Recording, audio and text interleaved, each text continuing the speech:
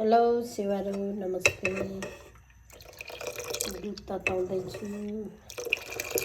अब गाईको दुध हो कि गाईको दुध भनेर पोकाको किनेर ल्याएको अलिकति टेस्ट चाहिँ फरक छ होइन।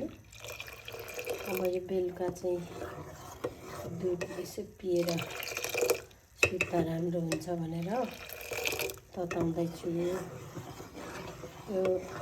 अल्कोहल भन्दा धेरै राम्रो हुन्छ दुध होइन। अल्कोहल भन्नाले रक्सीहरू भन्दा चाहिँ धेरै राम्रो हुन्छ स्वास्थ्यलाई।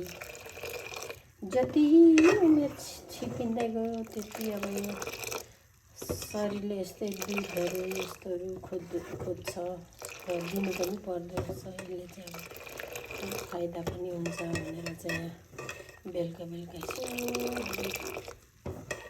चाहिँ खाने भनेर यसरी तताउँदैछु।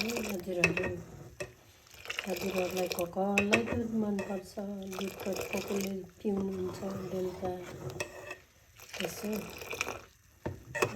म पनि पिउँछु है भनेर कमेन्टमा यसो पाऊँ है हजुरहरू। नमस्ते।